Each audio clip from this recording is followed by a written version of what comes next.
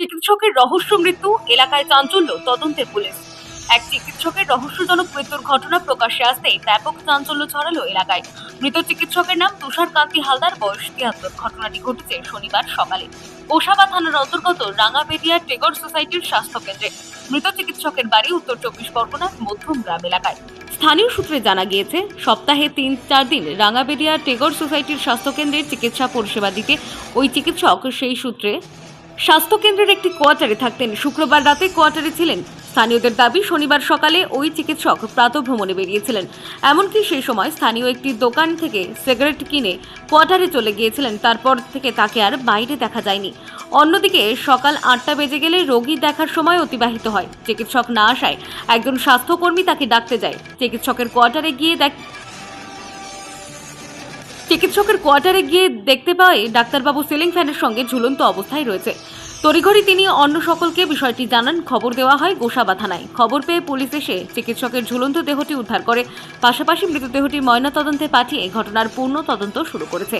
তবে কী কারণে এমন ঘটনা ঘটল তা নিয়ে যথেষ্ট রহস্যের দানা বেঁধেছে।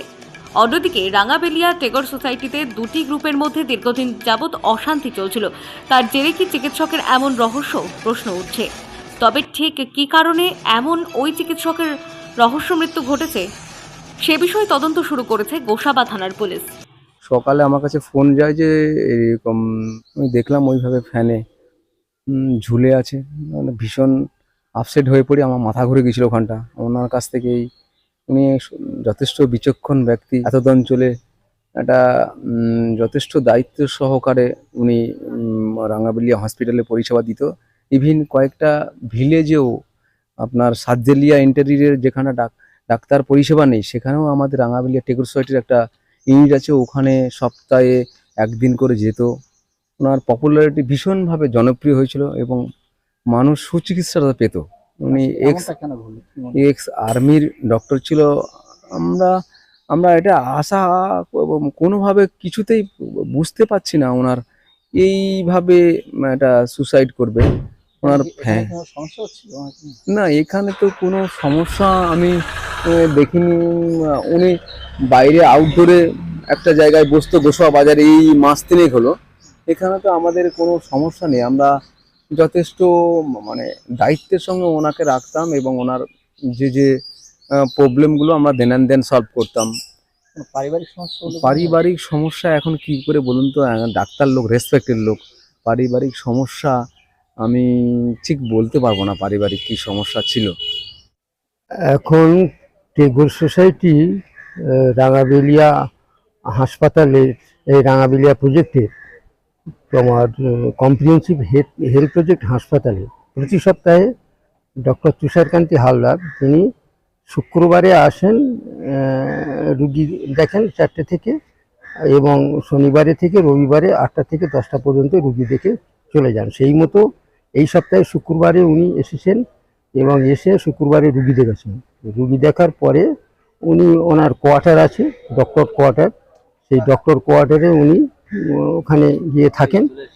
এবং আজকের যে শনিবার, এই শনিবারে আমি যথারীতি, আমি হসপিটাল স্টাফ, আমি যথারীতি ওই 7:30টায় আমি রেজিস্ট্রেশন কাউন্টারে চলে আসি রুগীদের রেজিস্ট্রেশন করার জন্য।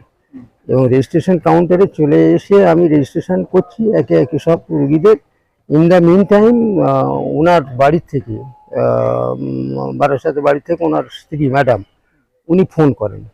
ফোন করে জানতে বলেন যে এরকম ডাক্তারবাবুকে ফোন করছি, ফোন উঠাচ্ছেন না, একটু দেখুন না। আমি বলি এখন সকালে হয়তো উনি বাথরুমে গেছে। বলে না না, আমি অনেকক্ষণ থেকে ফোন করছি, আপনি বিষয়টি একটু দেখে আমাকে জানান, এটা বলে। সেই সঙ্গে সঙ্গে আমিও আমার এর থেকে ফোন করে আমি দেখলাম যে হ্যাঁ, ফোনটা রিং হয়ে বেজে গেল, ধরল না।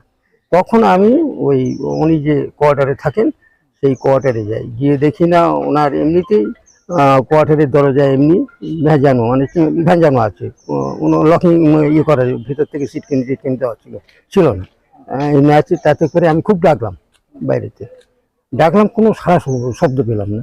কি ব্যাপার ডাক্তারবাবু চারিদিকে? তখন আমি ওই দরজাটা ফাঁক আছে, একটুখানি ঠেলে দিয়ে আমি ভিতরটা দেখলাম। উনি যেখানে শুয়ে থাকেন দেখলাম মশারি টুশারিগুলো খোলা, ওখানে নেই। তা আমি বলি কোথায় ডাক্তারবাবু, নেই তো, উনি সারা পাচ্ছি না। তাহলে কোথায় গেলেন? দেখি আমি ভিতর দিয়ে গিয়ে বাথরুম টাথরুম, ওনার ভেতরে আর একটা রুম আছে যেখানে উনি রান্না টান্না এই সমস্ত করেন। সেই এদিক ওদিক করে দেখি সেই রুমের ওরকম একটু ভেজানো ছিল। সেই ভেজানোর থেকে তো আমি দিয়ে দেখলাম, চোখ দিয়ে দেখলাম ভেজানো দরজার এর থেকে, যে উনি সিলিং ফ্যানে দড়ি দিয়ে, গলায় দড়ি দিয়ে ঝুলে আছে। ব্যুরো রিপোর্ট, অরণ্য টিভি।